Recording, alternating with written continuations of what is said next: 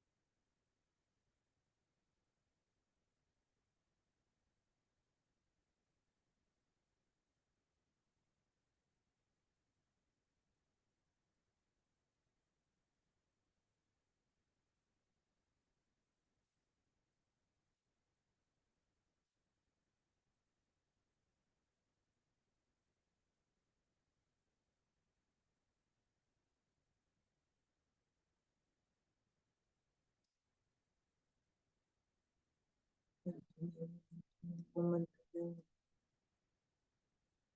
Mani Padme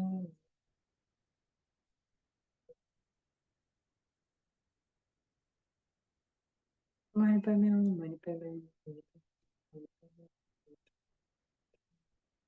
Mani Padme Mani Padme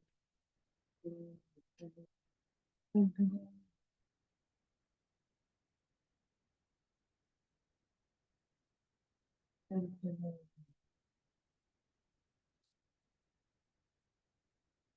Mani Padme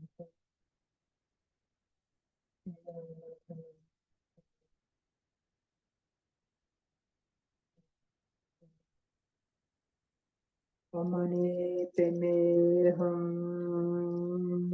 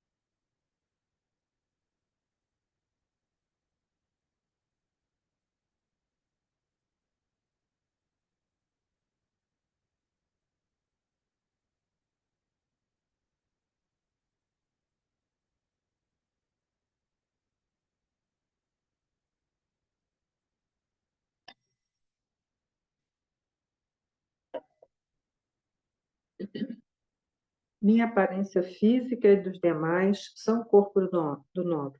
Todos os sons, a melodia de 6 sílabas, todos os pensamentos, a imensidão da grande sabedoria.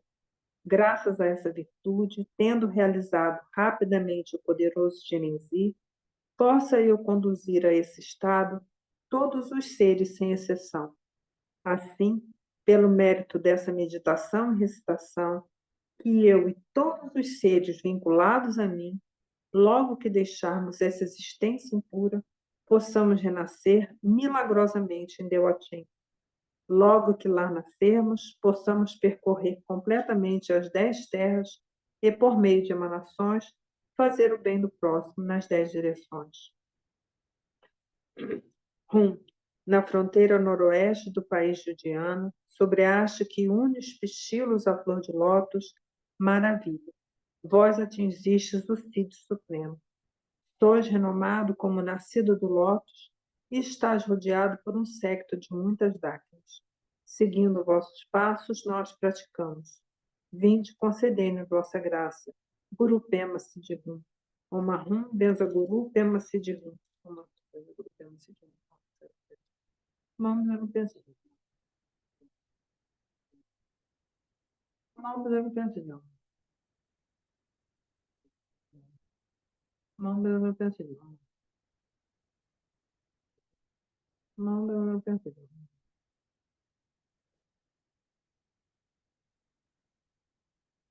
Omahum Benza Guru Pema Siddhum. Omahum Benza Guru Pema Siddhum.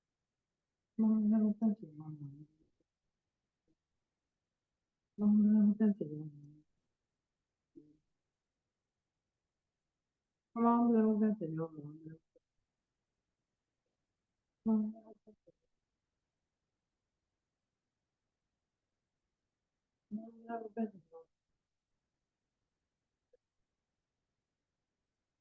Guru Pema Siddhum. Omahum Benza Guru Pema Siddhum.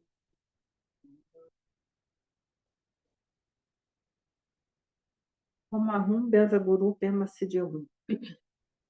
Graças a essa virtude, tendo eu realizado rapidamente o Djempema, posso eu conduzir a esse estado todos os seres sem exceção. Karmapa, concedei-me vossa atenção. Karmapa, Tiano, Karmapa, Tiano. Karmapa, Tiano, Karmapa, Tiano.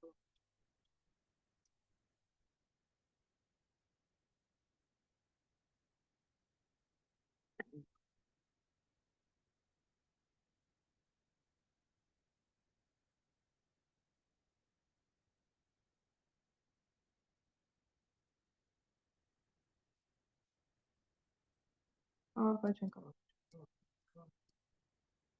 Karmapa, Tiano, Karmapa, Tiano.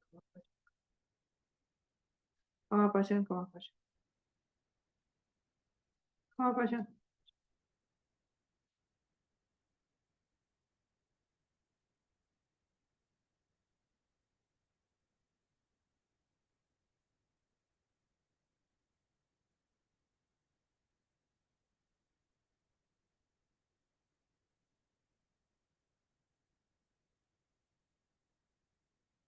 Karmapa, Tiano. Emarro, maravilhoso Buda de luz infinita, tendes à vossa direita o Senhor de grande compaixão Tianensi, e à vossa esquerda o Bodhisattva de grande poder Vajrapāṇa. Estás rodeado de um séquito de inumeráveis Budas e Bodhisattvas. Há felicidade e bem-aventurança maravilhosas e incomensuráveis nessa terra pura chamada Deotim. Imediatamente, quando eu deixar essa vida, sem interrupção de um outro nascimento, posso eu lá nascer e ver a face de luz infinita. Budas e Bodhisattvas das 10 direções, concedei-me vossa graça para que essa minha prece de aspiração possa realizar sem obstáculos. Deyatá, Pensadria, Awabodani, Sorra. Neste paraíso rodeado de montanhas nevadas, vós sois a fonte de todo benefício e toda felicidade. Gerem-se poderoso, tente-se guiado. Possam vossos pés permanecer firmes nesse mundo, até o esgotamento do ciclo das existências. Karmapa, compaixão encarnada de todos os vitoriosos. Karmapa, atividade reunida de todos os vitoriosos. Karmapa, regente consagrado por todos os vitoriosos. Orgem do Trinley, rogo que permaneçais firmes nesse mundo. Om Soti, protetor dos seres, estandartes de vitória do movimento não sectário e das escolas Dakpa e Champakadil, coração do sentido último, sublime corpo de emanação, a semelhança de vossa precedente vida santa, possa vossa atividade iluminada florescer e ser longa a vossa vida.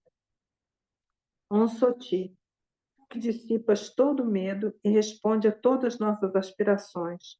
Tara, Mãe única, pense em nós. Possa sublime emanação do Lama, Pai único, Sol radiante, viver sem Els e sua atividade florescer. Possam os pés dos gloriosos lamas permanecerem firmes. Possam surgir alegria e bem-estar vastos como o céu.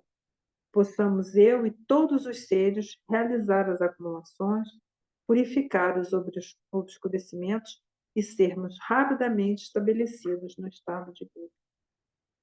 Graças a esse mérito, tendo obtido a onisciência e vencido os inimigos que são as máculas, posso eu liberar todos os seres do oceano do Sansara, agitado pelas ondas de nascimento, velhice, doença e morte. Conforme todo o conhecimento do corajoso Manjushri, do mesmo modo que Samantabhadra, e seguindo seus passos, eu dedico perfeitamente todas essas virtudes. Por essa virtude, possam todos os seres completar a acumulação de mérito e de sabedoria, e possam eles rapidamente obter os 2 corpos santos do Buda que resultam dessas 2 acumulações. Pela graça do Buda, que obteve os 3 corpos, pela graça da imutável verdade do Dharma em si, pela graça da infalível aspiração da Sangha, possa essa súplica de dedicatória realizar-se tal como ela é.